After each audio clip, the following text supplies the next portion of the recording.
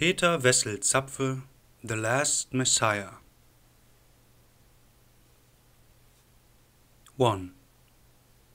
One night in long bygone times, man awoke and saw himself.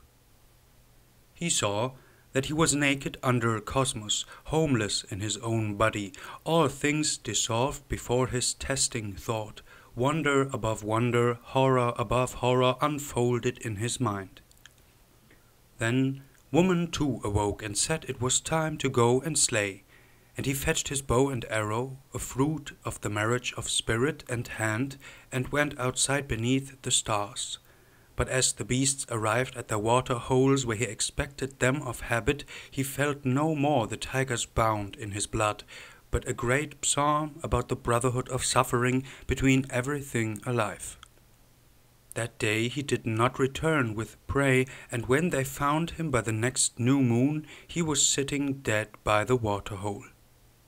2. Whatever happened? A breach in the very unity of life, a biological paradox, an abomination, an absurdity, an exaggeration of disastrous nature. Life had overshot its target, blowing itself apart.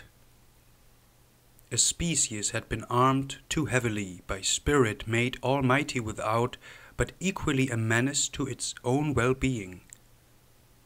Its weapon was like a sword without hilt or blade, a two-edged blade cleaving everything, but he who is to wield it must grasp the blade and turn the one edge toward himself.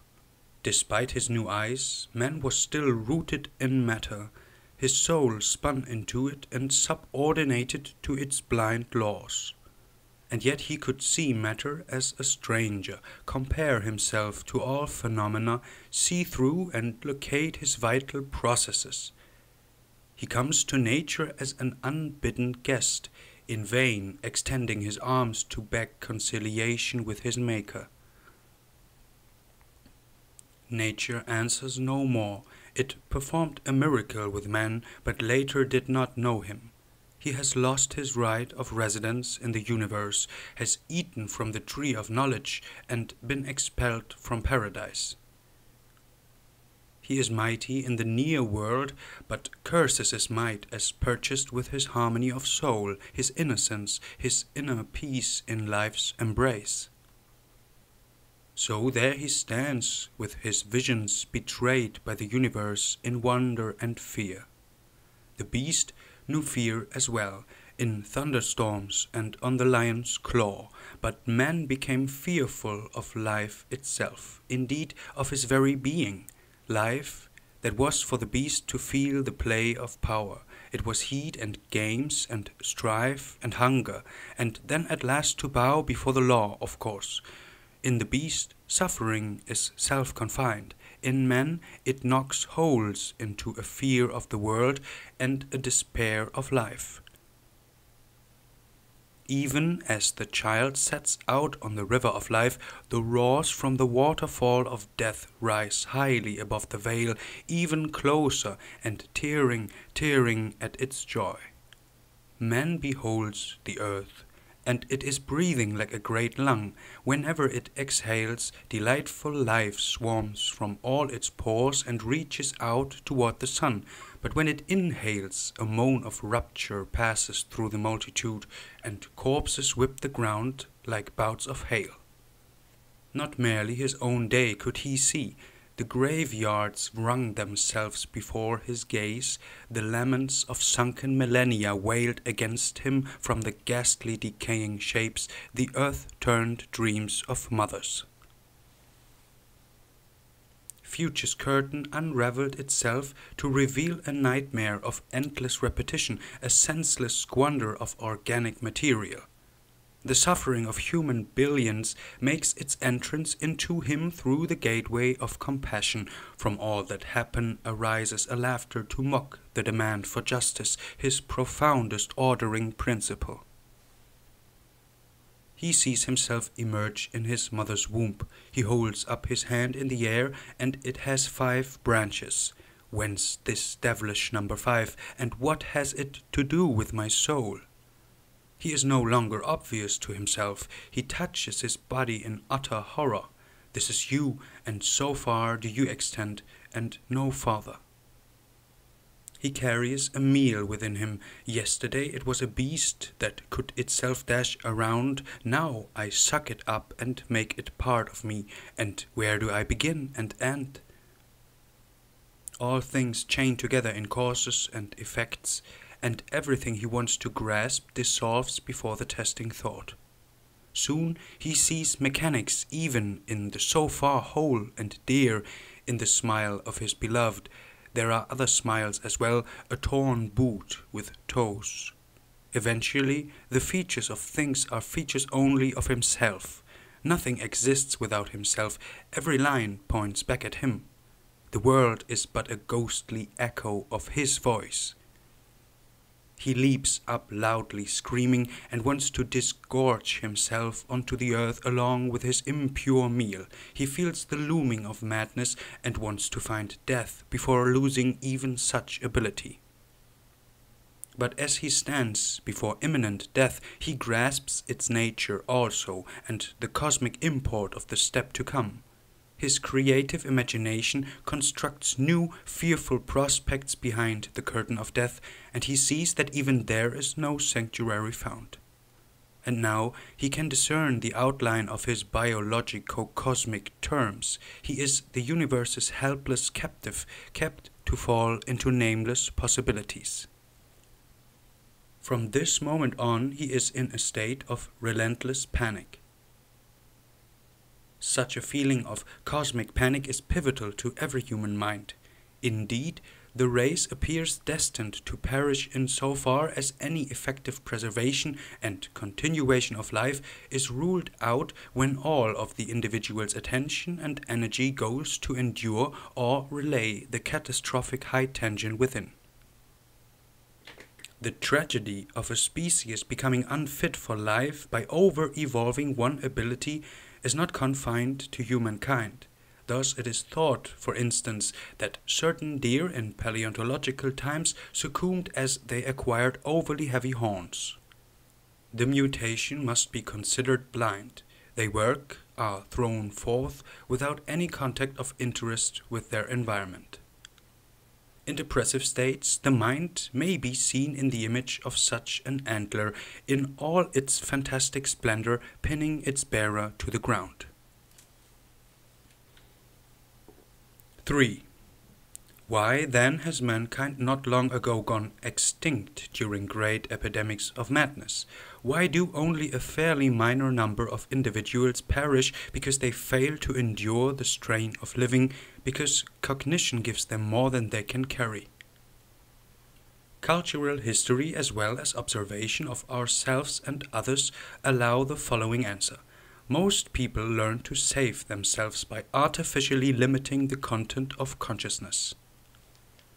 If the giant deer at suitable intervals had broken off the outer spears of its antlers, it might have kept going for some while longer.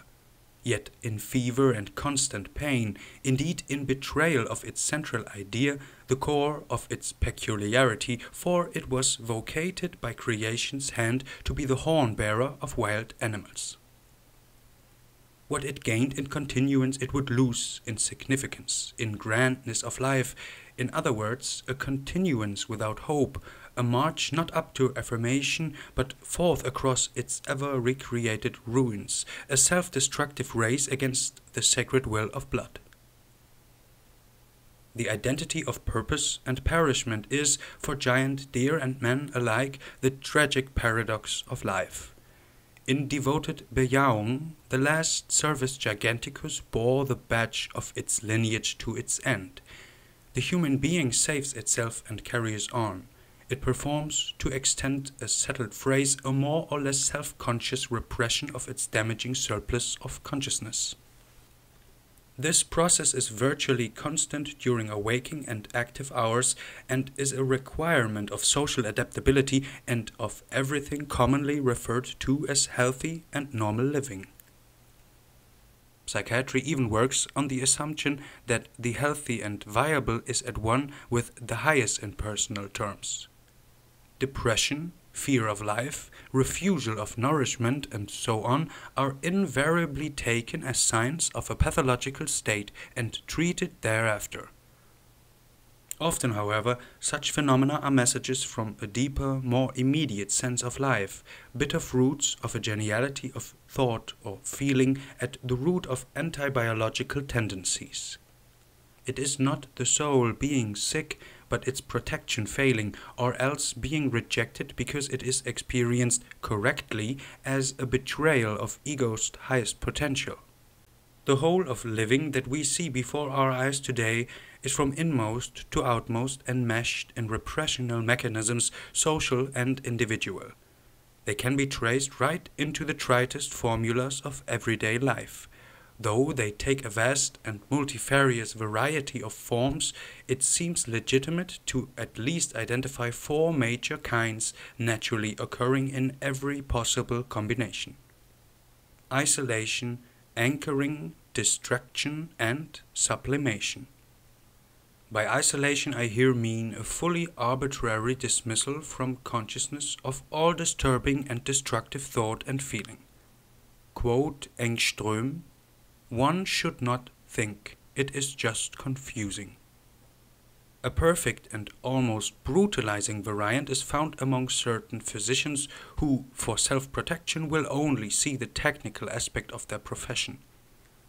It can also decay to pure hooliganism, as among petty thugs and medical students, where any sensitivity to the tragic side of life is eradicated by violent means, football played with cadaver heads, and so on. In everyday interaction, isolation is manifested in a general code of mutual silence, primarily toward children, so these are not at once scared senseless by the life they have just begun, but retain their illusions until they can afford to lose them. In return, children are not to bother the adults with untimely reminders of sex, toilet, or death. Among adults, there are the rules of tact, the mechanism being openly displayed when a man who weeps on the street is removed with police assistance. The mechanism of anchoring also serves from early childhood. Parents, home, the street become matters of course to the child and give it a sense of assurance.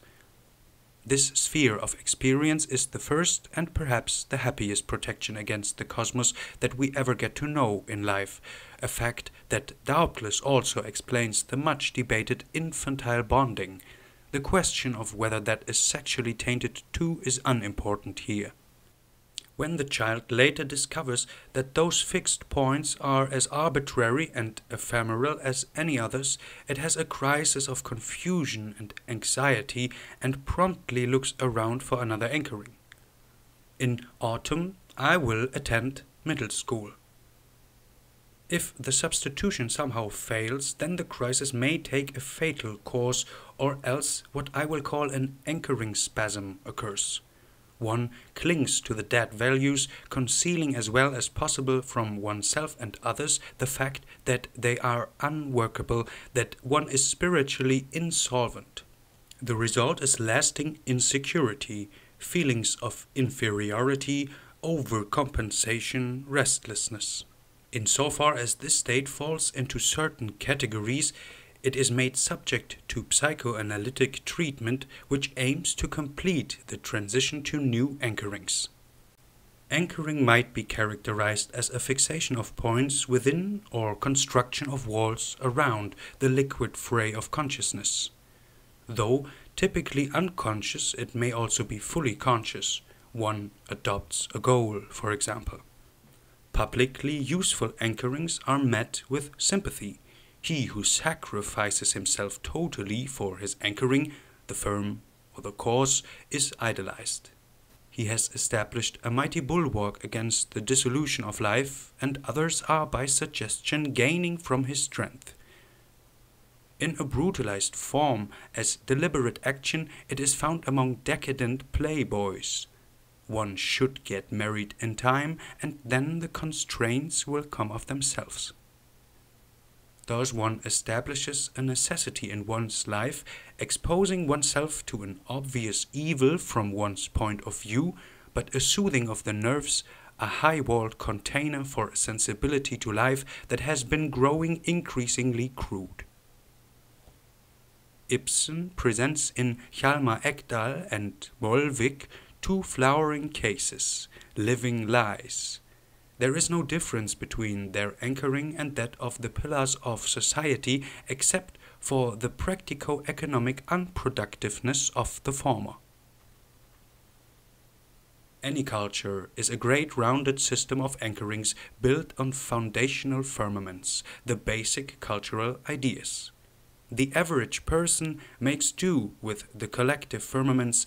The personality is building from himself. The person of character has finished his construction, more or less grounded on the inherited collective main firmaments: God, the church, the state, morality, fate, the law of life, the people, or the future. The closer to main firmaments a certain carrying element is, the more perilous it is to touch. Here, a direct protection is normally established by means of penal codes and threats of persecution. Inquisition, censorship, the conservative approach to life. The carrying capacity of each segment either depends on its fictitious nature, having not been seen through yet, or else on its being recognized as necessary anyway. Hence the religious education in schools, which even atheists support because they know no other way to bring children into social ways of response. Whenever people realize the fictitiousness or redundancy of the segments, they will strive to replace them with new ones, the limited duration of truths. And whence flows all the spiritual and cultural strife, which, along with economic competition, forms the dynamic content of world history. The craving for material goods or power is not so much due to the direct pleasures of wealth, as none can be seated on more than one chair, or eat himself more than sated. Rather, the value of a fortune to life consists in the rich opportunities for anchoring and distraction offered to the owner. Both for collective and individual anchorings, it holds that when a segment breaks, there is a crisis that is graver the closer that segment to main firmaments. Within the inner circles sheltered by the outer ramparts, such crises are daily and fairly pain-free occurrences, disappointments. Even a playing with anchoring values is here seen: wittiness, jargon, alcohol. But during such play, one may accidentally rip a hole right to the bottom, and the scene is instantly transformed from euphoric to macabre. The dread of being stares us in the eye, and in a deadly gush we perceive how the minds are dangling in threads of their own spinning, and that a hell is lurking underneath. The very foundational firmaments are rarely replaced without great social spasms and risk of complete dissolution, reformation, revolution. During such times, individuals are increasingly left to their own devices for anchoring, and the number of failures tends to rise. Depressions, excesses, and suicides result, like German officers after the war or Chinese students after the revolution. Another flaw of the system is the fact that various danger fronts often require very different firmaments.